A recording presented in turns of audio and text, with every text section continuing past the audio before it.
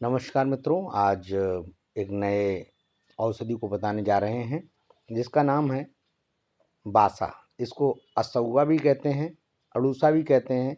सही इसका scientific name है एडाटोडा बैसिका। सिंघास्य भी कहते हैं क्योंकि सिंह मुख के सदृश पुष्प वाला होता है। बाजीदंत भी कहते हैं, घोड़े के दांत के सदृश श्वेत पुष्प वाला है। और इसका झाड़ीदार छुप होता है, लगभग 4 से 8 फुट ऊंचा होता है। पत्ते इसके 3 से 8 इंच लंबे होते हैं। रोमस दुर्गंधित, अंडाकार, भालाकार दोनों छोर पर संपूर्ण लंबाग्र होते हैं। पत्रबंध लगभग 1 इंच लंबा होता है। फूल इसके श्वेत वर्ण के होते हैं, 1 से 3 इंच लंबे, द्विओष्ठी, सिंह मुखवत, प्रशाखाओं के शीर्ष भाग पर स्थित 1 से 3 इंच लंबी मंजरियों में लगे रहते हैं। प्रायः एक साथ अनेक मंजरियां निकलती हैं। वृंतपत्रक लट्ठाकार या अंडाकार होते हैं और 1.25 इंच लंबे तथा कोण पुष्पक आधा इंच लंबे होते हैं। पुष्प इसके फरवरी मार्च में आते हैं। इसके रासायनिक संगठन की बात करते हैं। इसमें एक उड़नशील तेल, बसा, राल, एक तिक्त क्षाराब, वासिकिन, एक कार्बनिक अम्ल, आर्थोटैडिक अम्ल, एडोटैडिक एसिड होता है। शर्करा, गोंद, रंजक द्रव्य और लवण पाए जाते हैं।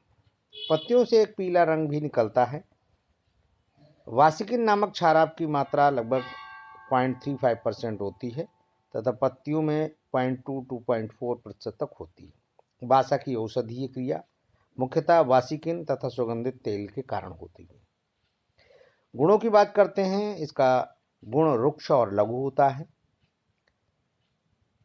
रस तिक्त और कसाय होता है। विपाक इसका कटु और वीर्यशीत होता है।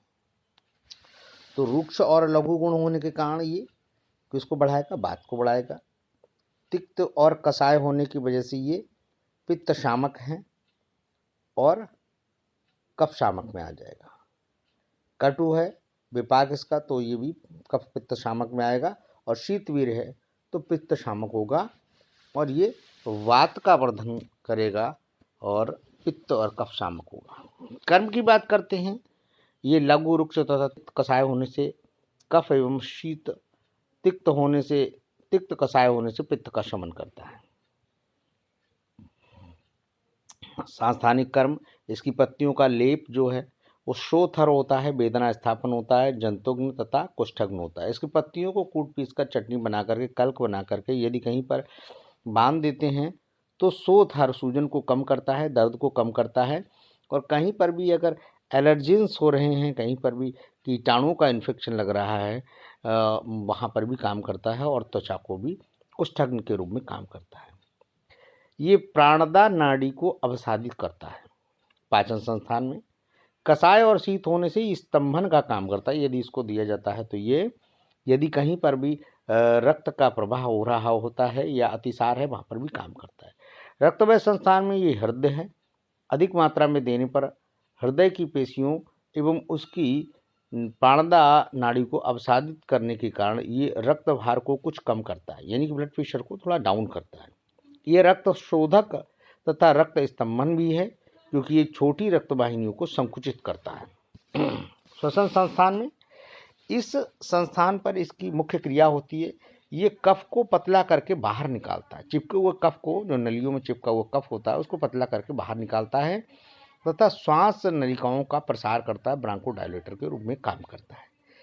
ये प्रसार किंतु स्थायी होता है, कम प्रसार होता है लेकिन स्थायी प्रसार होता है, इसीलिए दमा के मरीजों में बहुत लाभ पहुंचाता है।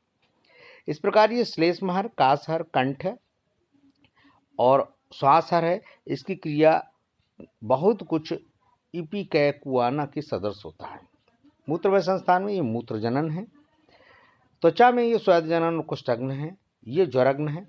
7वीं करण में देखते हैं ये धात्वाग्नियों को उद्दीप्त कर धातु निर्माण क्रिया को ठीक करता है, जिससे क्षय दूर हो जाता है। इसका प्रयोग कफ पित्त विकारों में करते हैं। आम बात, व्रणशोथ, नाड़ी शूल में इसके कल्क का लेप करके, चर्म रोगों में इसके पत्र का लेप करते हैं। अपतंत्रक, अपस्मार आदि में इससे सिद्ध तैल का अभ्यंग करते हैं। इसका पत्रस्वरस वाह्य कृमियों को मारने के लिए प्रयुक्त होता है। अभ्यंतर में पाचन संस्थान में देखते हैं, ये स्तंभन होने के कारण अतिसार और प्रवाहिका में, विशेषतः रक्तज प्रवाहिका यानी कि अल्सरेटिव कोलाइटिस में बहुत अच्छा काम करता है। रक्तवाह संस्थान में ये हृदरोग, रक्तपित्त, रक्तार्स यानी कि बवासीर में काम करता है। रक्त प्रदर में, रक्त निष्ठवन है ना, छींक में जो रक्त आ जाना है, एपिस्टैक्सिस में बड़ा अच्छा काम करता है तथा रक्त विकारों में प्रयुक्त होता है। श्वसन संस्थान में ये काश, श्वास, यक्ष्मा में अति उपयोगी है। इससे कफ पतला होकर आसानी से बाहर निकलता है।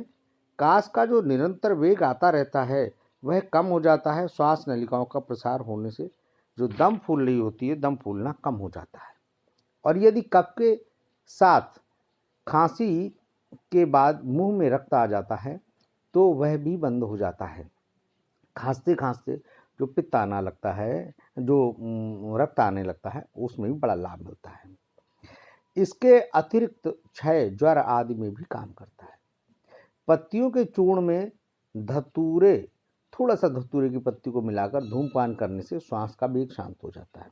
बहुत सारे लोग जो हैं, गांव के पुराने प्राचीन लोग हैं, इसके पत्तियों का चूर्ण और थोड़ा सा धतूरे को मिला करके चिलम पिया करते थे श्वास रोग में, जो लाभकारी होता था।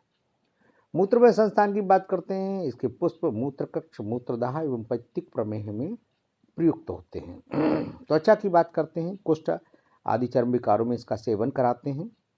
इसका प्रयोग ज्वर में भी करते हैं। ये क्षय रोग में प्रयुक्त होता है। ज्वर में इसका प्रयोग करते हैं, चिरायते के साथ करते हैं, करंज के साथ करते हैं। इसके मूल, पत्र एवं पुष्प का प्रयोग किया जाता है। पत्र स्वरस लगभग 2 से 4 चम्मच यानी 10 से 20 ml, पुष्प स्वरस 10 से 20 ml, मूल का क्वाथ बनाते हैं, काढ़ा बनाते हैं, 40 से 80 ml तक देते हैं। इसके विशिष्ट योग है वासावली है, वासारिष्ट, वासा पानक, वासा चंदन आदि तेल। वासावली 1-1 चम्मच 2 बार दूध से लिया जाता है। वासारिष्ट जो है वो 4-4 चम्मच 2 बार खाना खाने के बाद बराबर मात्रा पानी से। वासा का पानक शीतलता प्रदान करता है और वासा चंदन आदि तेल वहाँ पर लगाते हैं जहाँ पर कुष्ठ आदि है, जहाँ पर बहुत ज़्यादा त्वचा में जलन जैसी महसूस होती है। इसके बारे में कहा गया है, वासायाम विद्यमानायाम आशायाम जीवितस्य चा रक्तपित्ती क्षयिकासी किमर्थम वसीदति। वासा को वातकृत स्वर्य कफ पित्तास नासना तिक्तस्तुवर को हृदय लघु शीतस्त्रंगशत श्वास काश ज्वर छर्दि मेह कुष्ठ क्षयापहा। ये भाव प्रकाश में कहा गया है। This was all about the वासावले है एडा टोडा बसाका। उम्मीद करते हैं मित्रों आपको हमारी ये आज की वीडियो बहुत पसंद आई होगी। और वासा का जो सबसे ज़्यादा उपयोग करते हैं, मैं जो करता हूँ, वो कहीं से भी यदि रक्त आ रहा है। मित्रों, वासा के बारे में हमने जो भी आपको बताया, ये आचार्य प्रियव्रत शर्मा जी की द्रव्य गुण विज्ञान पुस्तक से लिया गया। आचार्य प्रियव्रत शर्मा जी ने इसमें बहुत ही डिटेल से इसके बारे में बताया है। और मेरा अनुभव जहाँ तक है, जहाँ सेलुलाइटिस हो जाती है, जहाँ पर त्वचा से गर्माहट हो रही है, वहाँ पर इसके कल्प का यदि हम लेप करते हैं और इसको सरस को पिलाते हैं अथवा इसकी जड़ की काढ़ा को देते हैं तो वहाँ पर बहुत अच्छा काम करता है। यदि हाथ पैरों में दाह हो रहा हो, हथेलियों में, तलवों में दाह हो, आँख में जलन हो या धूप में निकलने पर हमारे सिर में भयंकर दर्द हो, अर्थात समस्त प्रकार की पित्तज व्याधि में बहुत अच्छा लाभ है। वासावले को कई बार हम लोग ब्रांकोडायलेटर के साथ साथ वहाँ पर भी देते हैं जहाँ पर शरीर के अंदर पित्त की अधिकता हो और दूषित रक्त, प्रकोपित पित्त, दोनों पर इसका बहुत अच्छा लाभ मिलता है। तो मित्रों, रक्त पित्त में बहुत अच्छा लाभकारी है। आप लोग भी इसका उपयोग करिए और बहुत अच्छा लाभ मिलेगा इसमें।